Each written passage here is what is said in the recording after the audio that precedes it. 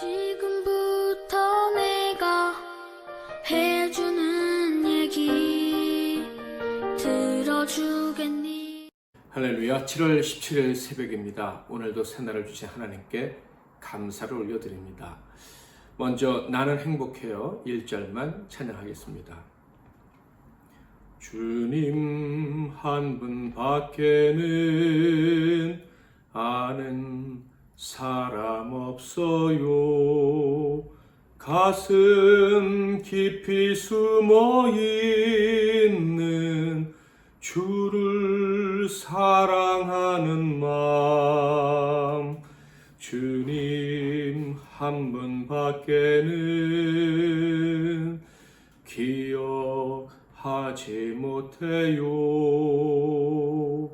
처음 주를 만난 그날 울며 고백하던 말, 나는 행복해요. 죄사함 받았으니 아버지 품 안에서 떠나 살기 싫어요. 나는 행복해요. 사랑이 샘솟으니 이 세상 무엇이든 채우고도 남아요. 아멘. 오늘 하나님께서 주시는 은혜의 말씀은 이사야서 3장 13절부터 4장 6절까지 말씀이 되겠습니다. 이사야서 3장 13절부터 4장 6절 말씀, 제가 4장 2절부터 4절까지만 봉독해 드리겠습니다. 그날의 여호와의 싹이 아름답고 영화로울 것이요, 그 땅의 소산은 이스라엘의 피난한 자를 위하여 영화롭고 아름다울 것이며, 시온에 남아 있는 자, 예루살렘에 머물러 있는 자, 곧 예루살렘 안에 생존한 자 중 기록된 모든 사람은 거룩하다 칭함을 얻으리니, 이는 주께서 심판하는 영과 소멸하는 영으로 시온의 딸들의 더러움을 씻기시며 예루살렘의 피를 그 중에서 청결하게 하실 때가 됨이라. 아멘. 오늘은 시온에 남아있는 자라는 제목으로 하나님 말씀을 상고하겠습니다. 하나님께서 심판하실 때 가장 먼저 심판을 받게 될 사람들은 어떤 부류의 사람들일까요? 13절, 14절을 읽어보겠습니다. 여호와께서 변론하러 일어나시며 백성들을 심판하려고 서시도다. 여호와께서 자기 백성의 장로들과 고관들을 심문하러 오시리니, 포도원을 삼킨 자는 너희이며 가난한 자에게서 탈취한 물건이 너희의 집에 있도다.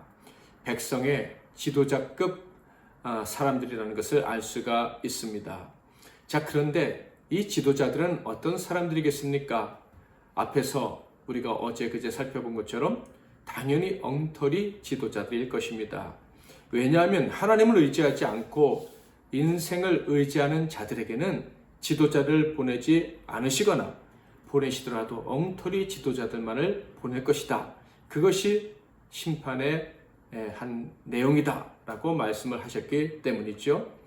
그러니까 인생을 의지하는 자는 아무리 참된 지도자를 만나려고 해도 만날 수가 없다는 것입니다. 교회에서든 직장에서든 국가에서든 심지어 가정에서라도 참된 지도자를 만나야 되는데 그게 불가능하다라는 말씀입니다.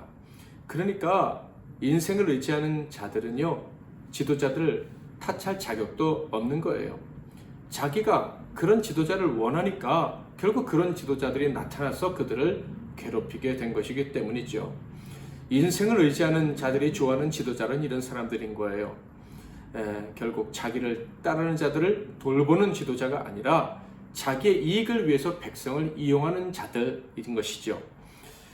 그러나 세상을 의지하는 자들처럼 그들의 지도자들의 악행 역시 그렇게 오래 갈 수는 없습니다. 그렇게 악한 지도자들의 등장 하게 됨의 원인은 인생을 의지하는 자들이지만 그 지도자들 역시 인생을 의지하던 자들처럼 심판을 받게 되는 거예요. 오히려 하나님이 심판하실 때 그 지도자들이 먼저 심판을 받게 되는 것이죠. 그것이 방금 읽었던 13절, 14절에 기록된 말씀이에요. 자, 그렇다면 하나님께서 그들을 심판하실 때 책망하시는 말씀은 어떤 말씀이었을까요? 15절. 어찌하여 너희가 내 백성을 짓밟으며 가난한 자의 얼굴에 맷돌질하느냐? 주 만군의 여호와 내가 말하였느니라 하시도다. 인생들이 의지했던 자들의 지도자들이 행했던 일을 지적하십니다. 그들이 자행했던 일들은요, 하나님께서 예언하셨던 그대로이구나 하는 것을 알 수가 있어요. 그 지도자들은요, 어린 아이들처럼 자신들의 책임을 다하지 않는 지도자들이 될 것이다 라고 주님이 말씀을 하셨죠. 지도자들이 책임을 다하기는커녕 그들이 이끌고 도와주어야 될 백성들을 억압하고 폭력을 가하고 착취를 했던 것입니다. 무서운 말씀이죠. 우리 믿는 자들, 하나님의 자녀들이 인생을 의지한다면 우리는 우리의 지도자들로부터 이런 대우를 받게 될 것입니다. 나아가 우리의 자녀들과 우리의 이웃들 역시 이런 대접을 받으면서 살아야 하는 비극적인 세상을 만나게 될 거예요. 그러나 우리가 어떻게 항변을 할 수가 없어요. 지도자들을 원망할 수도 없어요. 우리의 책임이기 때문이죠. 악한 지도자들을 심판하신 다음에는 이제 드디어 인생을 의지하던 그 악한 백성들을 심판하십니다. 그런데 이 백성들의 특징은 무엇입니까? 사치와 음란과 교만이다 라고 말씀을 하셔요. 그것이 16절에서 23절에 기록되어져 있는 말씀입니다. 특별히 사치스러운 모습을 강조하시는데 이는 상류층의 타락이 더 심하다는 것을 말씀해 주시는 것이고, 또 심판은 역시 부자, 상류층부터 시작될 것이다 라는 것을 말씀해 주시는 것이기도 합니다. 이 말씀을 보면 부자가 천국에 들어가는 것이 정말 어렵다 라고 말씀하신 주님의 말씀이 생각이 납니다. 24절부터 4장 1절까지 이렇게 심판을 받는데 특별히 부유층 사람들부터 상류층 사람들부터 심판을 받는 내용이 기록되어져 있습니다. 그 중에 두 절만 읽어볼까요? 24절. 그때 썩은 냄새가 향기를 대신하고 노끈이 띠를 대신하고 대머리가 숱한 머리털을 대신하고 굵은 베옷이 화려한 옷을 대신하고 수치스러운 흔적이 아름다움을 대신할 것이며 4장 1절. 그날에 7 여자가 한 남자를 붙잡고 말하기를 우리가 우리 떡을 먹으며 우리 옷을 입으리니 다만 당신의 이름으로 우리를 부르게 하여 우리가 수치를 면하게 하라 하리라. 먼저는 사치스럽게 꾸몄던 몸에서 악취가 나게 될 것이다 라는 말씀이에요. 또한 여자들은 아무 남자나 붙잡고 결혼을 애걸하게 될 것이다 라는 말씀이에요. 자식이 있고 남편이 있어야 하는데 그래야 수치를 당하지 않는데 아무것도 없으니 아무 남자나 붙잡고 그가 거절할지라도 내가 떡을 내겠으니 당신 돈 벌지 않아도 좋으니 내 남편이 되어달라 이렇게 애걸하겠다라는 말씀이에요. 그러나 결국은 그것도 성공하지 못하고 혼자 남게 된다라는 말씀이죠. 왜 이렇게 비참한 상태가 이스라엘 사람들에게 찾아옵니까? 남자들이 전장에 나가서 다 죽고 얼마 남지 않았기 때문입니다. 그러니까 어떻게 보면 피비린내가 나는 무서운 말씀이에요. 인생을 의지하는 자들은 결국 다 죽는다. 얼마 남지 않는다. 결국 성비도 맞지 않게 될 것이다. 이런 말씀이에요. 인생을 의지하는 자들에게 임하는 심판을 정리해보면 이렇습니다. 한마디로 아무것도 남지 않는다 하는 거예요. 의지하던 모든 것들이 허무한 것임을 깨닫게 된다는 거예요.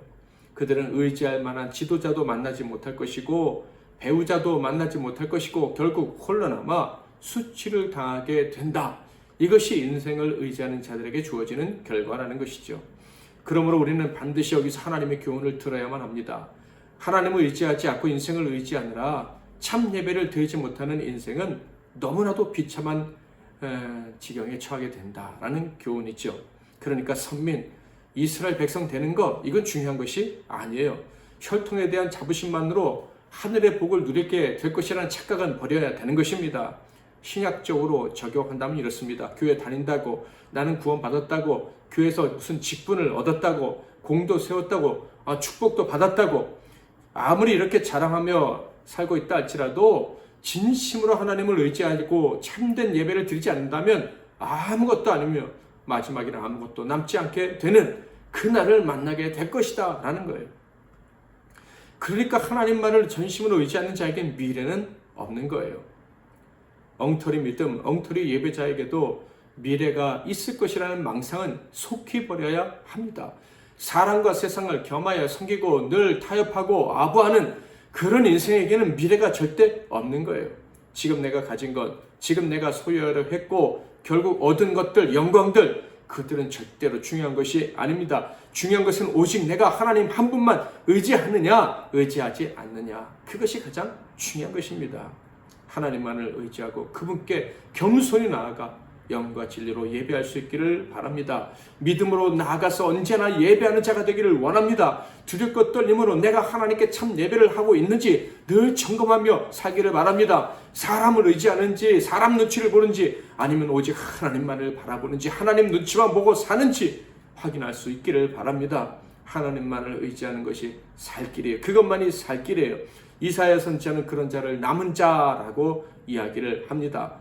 하나님을 예배하는 도성, 곧 시온에 남아있는 자다, 이렇게 표현하고 있어요. 감사한 것은 무엇입니까?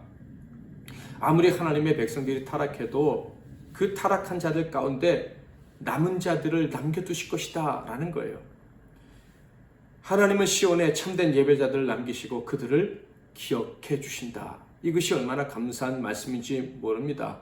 아무리 무서운 심판에 대해도 남은 자들을 찾아내셔서 그들의 심판을 면하게 하시고 상을 주실 것이다 라는 말씀입니다.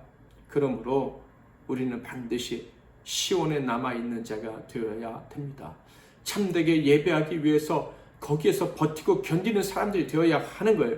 4장 2절 3절을 볼까요? 그날의 여호와의 싹이 아름답고 영화로울 것이요 그 땅의 소사는 이스라엘의 피난한 자를 위하여 영화롭고 아름다울 것이며 시온에 남아있는 자, 예루살렘에 머물러 있는 자, 곧 예루살렘 안에 생존한 자 중 기록된 모든 사람은 거룩하다 칭함을 얻으리니. 모든 사람들이 다 인생을 의지해서 망해가는 중에도 그것이 잘못됐다는 것을 느끼면서도 갈등도 하면서도 결국 다 타협하고 살아가는 사람들 속에서도 몇 사람만은 하나님만을 신뢰함으로 시온에 남게 될 것이다 라는 말씀입니다. 그들을 생존자라고 부르고 계셔요. 이 말씀은 참으로 하나님만을 의지하고 하나님만을 예배하는 것이 얼마나 어렵고 힘든 것인가를 보여주는 말씀입니다.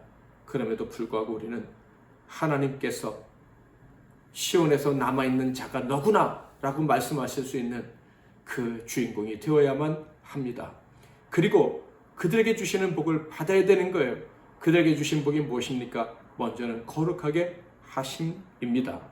하나님은 그렇게 남은 자들, 인생을 의지하는 자들과 완전하게 구별되어 견디고 버틴 자들, 그들을 거룩한 자라는 칭호를 주십니다. 얼마나 영광스러운 일입니까? 뿐만 아니라 4절에서 6절의 말씀대로 복도 주십니다. 이는 주께서 심판하는 영과 소멸하는 영으로 시온의 딸들의 더러움을 씻기시며 예루살렘의 피를 그 중에서 청결하게 하실 때가 됨이라. 여호와께서 거하시는 온 시온산과 모든 지폐 위에 나시면 구름과 연기 방위한 화염과 빛을 만드시고 그 모든 영광의 덮개를 두시며 또 초막이 있어 낮에는 더위를 피하는 그늘을 지으며 또 풍우를 피하여 숨는 곳이 되리라. 그들을 깨끗하게 보호하시며 밤낮 보호하시며 풍우에도 지켜주신다고 하십니다. 특별히 예배하면서 버티는 그들을 안전하게 보호해 주신다라는 말씀입니다. 모든 지폐 위에 하나님의 은총이 임하게 될 것이다. 모든 것을 잃어버리고 아무것도 의지할 것 없이 사람들이 수치심에 벌벌 떨 때에도 힘들고 고난 가운데 하나님을 예배하는 자들에게는 하나님의 영광이 임할 것이다 하는 거예요. 상상할 수도 없이 안전하고 완전하고 깨끗하고 아름다운 곳에서 보호받게 될 것이다 라는 말씀입니다. 그들이 한 일은요, 결국 인생을 의지하는 것을 철저히 배격한 것밖에 없어요. 그리고 하나님 앞에 나간 것밖에 없어요. 그런데 이런 영광스러운 복을 주시는 거예요. 그러므로 그것이 얼마나 귀한지 알아야 합니다. 여러분은 누구를 의지하십니까? 늦기 전에 선택하십시오. 우리에게 안전을 보장해 주실 분은 오직 하나님 한 분뿐임을 잊지 마시기를 바랍니다. 그리고 이 비밀을 전 세계에 알리시고 또 가장 가까운 이들과 교우들에게 알리는 우리 모두가 되기를 소망합니다. 나는 행복해요. 2절 찬양가 있습니다. 주님 한 분 밖에는 사랑할 리 없어요. 작은 가슴 뜨거웁게 주님 피가 흘러요. 주님 한 분 밖에는 약속한 리 없어요. 나를 믿고 따르는 자 반석 위에 서리라. 나는 행복해요. 죄사함 받았으니 아버지 품 안에서 떠나 살기 싫어요. 나는 행복해요. 사랑이 샘솟으니 이 세상 무엇이든 채우고도 남아요. 아멘. 기도 제목을 드리겠습니다. 첫째, 오늘과 내일 그리고 마지막 순간까지 내게 가장 소중한 일은 하나님만을 의지하는 것, 그리고 나의 의지할 대상이신 하나님께 예배하는 것, 그것이 되게 해달라고 기도하겠습니다. 두 번째로는 우리들의 모든 예배, 공적 예배, 그리고 삶의 예배에 하나님이 임재하신다는 것을 늘 기억하고 온 마음으로 예배하는 삶을 살게 해달라고 예배의 회복을 위해서 기도하겠습니다. 세 번째로는 이 나라와 이 민족, 각종 재앙으로 또 박해로 고통받는 우리 이 땅의 모든 열방을 위해서, 열방의 택한 자들을 위해서 기도하겠습니다. 오늘은 특히 제헌절인데요. 이 나라의 공의와 사랑이 온전히 시행될 수 있도록 정의로운 사회가 되게 해달라고 기도하겠습니다. 마지막으로는 오늘 하루의 삶과 사랑하는 사람들, 동력자들, 사역자들, 그리고 우리 교회를 위해서, 또 뉴질랜드 교회를 위해서도 기도해 주시기를 바랍니다. 제가 먼저 잠깐 기도하겠습니다. 하나님 아버지, 우리를 예배의 자리에 오늘도 불러주시니 감사합니다. 마지막 날까지 하나님만을 예배하는 것이 가장 소중하다는 것을 잊어버리지 않고 영과 진리로 예배하기에 애쓰는 시온에 남아있는 자들 다 되게 하옵소서. 예수 그리스도의 이름으로 기도하옵나이다. 아멘.